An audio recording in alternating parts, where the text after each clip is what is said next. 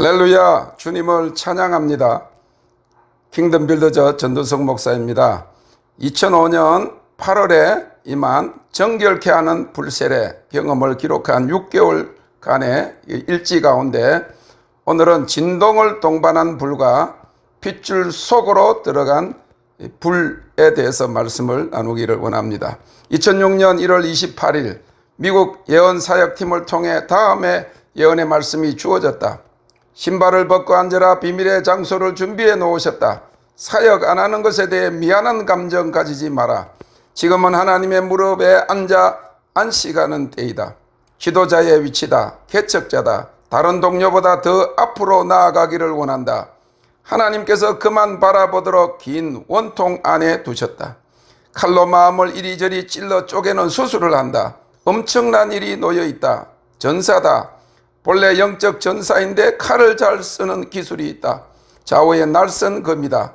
거친 면이 있으나 하나님은 또 마음의 부드러움을 보신다. 하나님의 강력한 전사이다. 칼을 써서 사람들의 마음을 도려낸다. 한 스텝 내밀고 칼을 쓸 때 십자가가 나타난다. 사람이 좋아하는 말하지 않고 십자가를 전한다. 2006년 1월 31일 목 주위와 얼굴, 등 뒤 가운데에 불이 휙휙 휩쓸며 돌아간다. 하나님께서 기회 주시면 실패하지 않는다.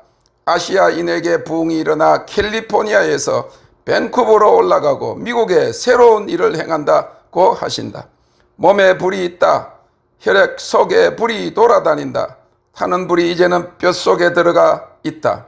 오른쪽 이마 및 눈 주위가 불로 인해 아프다. 그러나 지나친 염려와 생각이 깨끗해지고 계속 기쁨이 넘쳐난다. 2월 1일부터 3일 다음의 포지션과 장소를 위해 금식하라 하셨다. 2월 5일 주일 아침이다. 무슨 일인지 모르지만 신경질을 내고 소리를 질렀다. 저녁에 누우니 등이 뜨겁다. 가슴과 상체가 뜨겁다. 보통 때보다 뜨거움이 더 심하여 심장이 타고 오그라드는 것 같음을 느낀다. 신경질 낸 것과 전체를 회개하였다.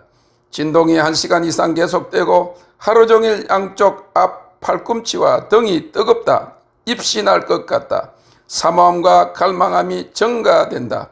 2월 6일 양쪽 앞 팔뚝지와 가슴이 뜨겁다.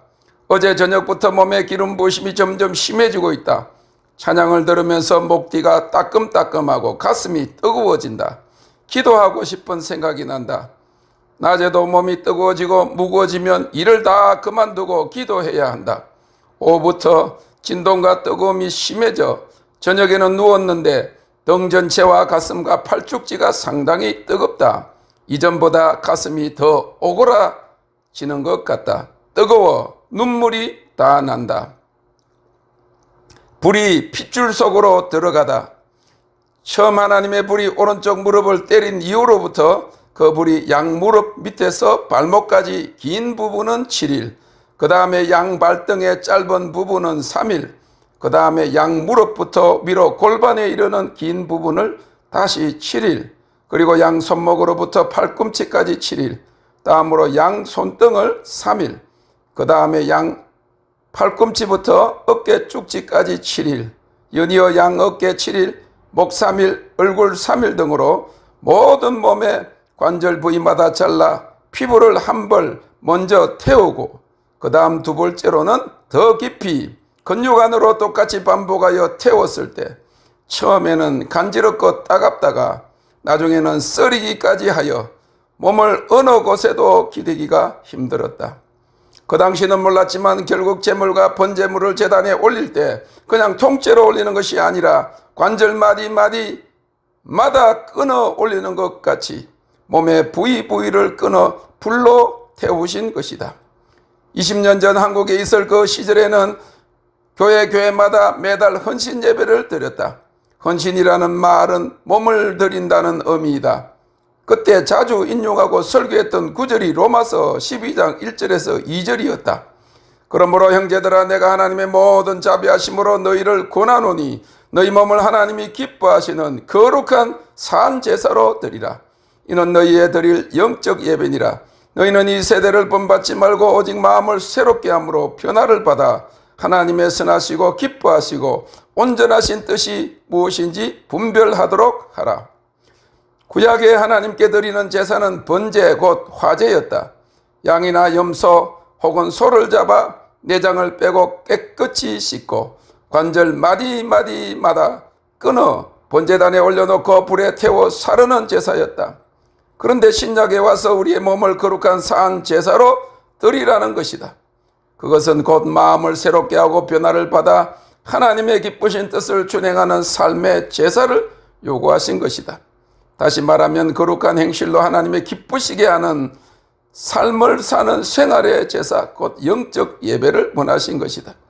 그러기 위해서는 우리의 죄된 옛 생각과 습관과 행위의 육체가 태워지고 살라짐을 통해 오직 심령으로 새로워지고 깨끗하게 된 영에 속한 사람으로 변화되어 하나님을 기쁘시게 하고 그의 뜻을 행하여야만 하는 것이다.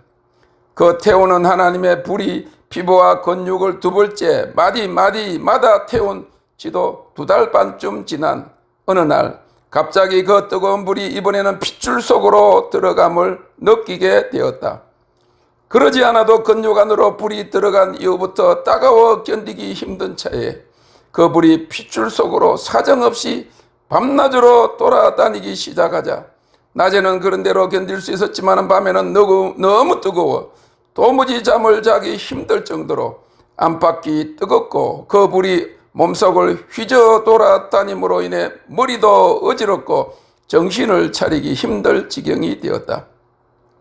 보통 성인의 핏줄의 길이를 동맥, 정맥, 모세, 혈관 등을 하나로 이으면 12만 킬로미터가 된다고 하는데 이는 지구를 3바퀴 도는 길이라고 한다.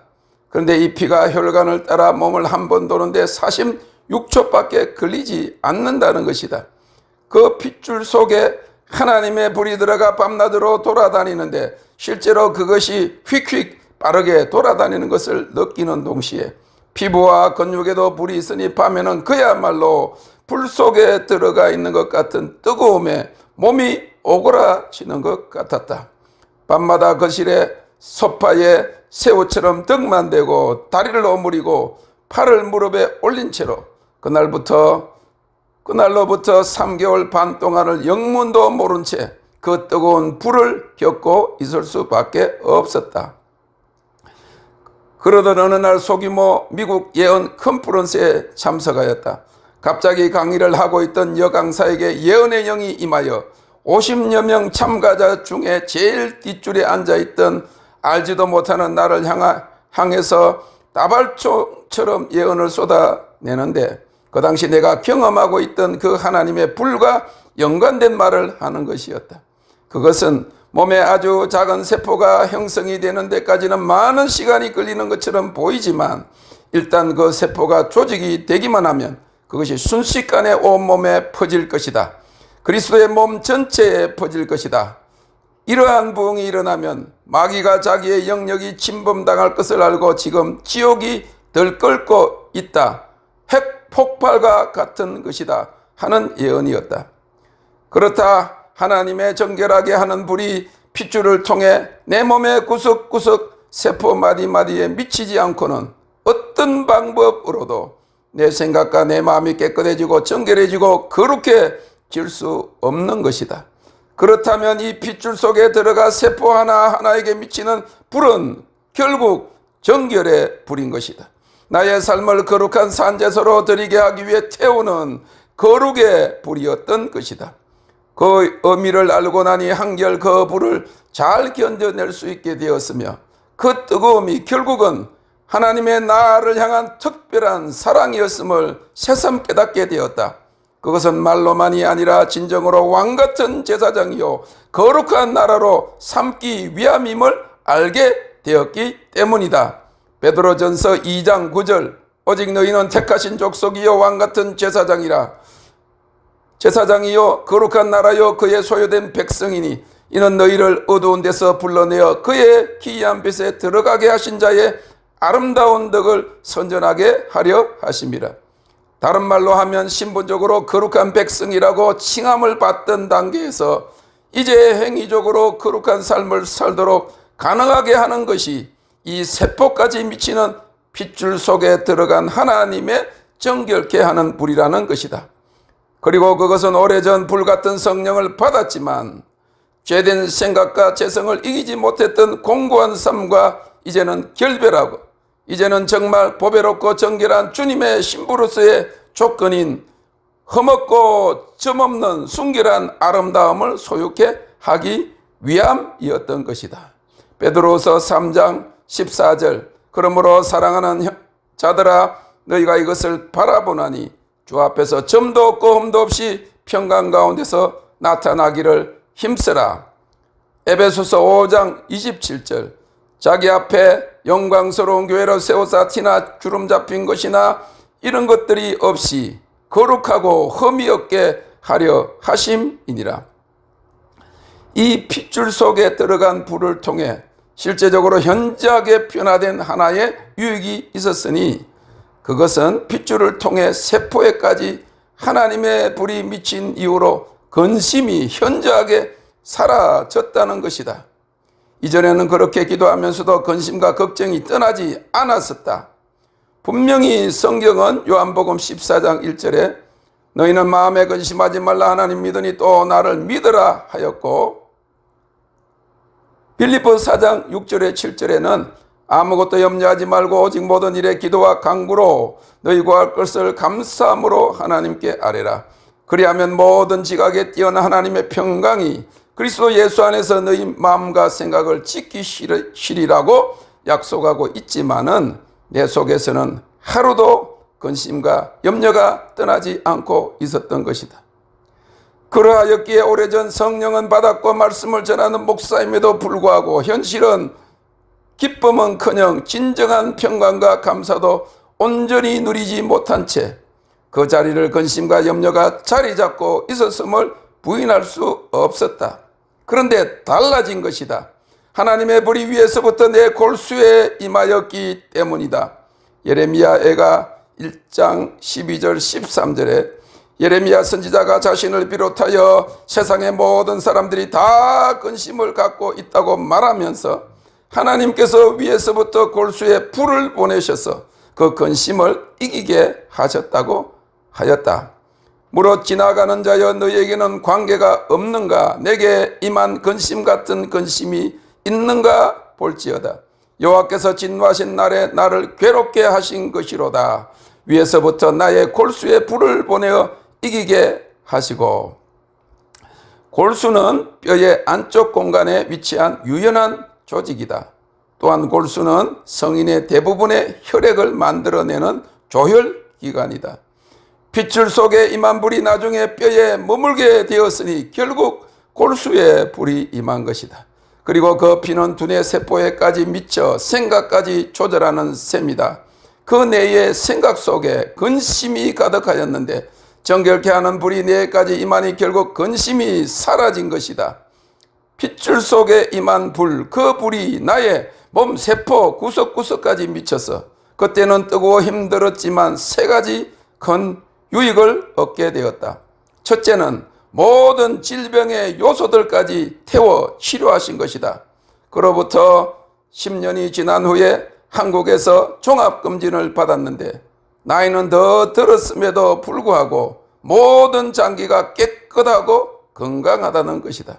둘째는 실제로 그토록 오랫동안 힘들어했던 근심이 사라졌다는 것이다.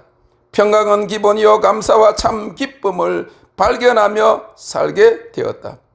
셋째로 그동안의 신분적인 변화에서 이제 행위적인 정결함과 거룩함을 추구하며 살게 되었다는 것이다. 이것들이 핏줄 속에 들어간 불을 견디게 되므로 얻은 실제적인 유익들이다. 그리고 핏줄을 통과해야 결국 뼈 속에 그 불이 머물 수 있다. 피부에 심지어는 근육에까지 불이 임해도 그것이 사라질 수 있다. 그러나 뼈에 머물면 그것은 몸과 하나이기 때문에 떠나지 않는다.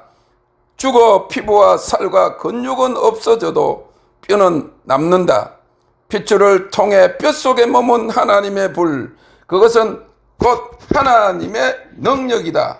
죽은 엘리사의 뼈에 시체가 닿자 죽은 자가 살아났다. 할렐루야. 땡큐 롯.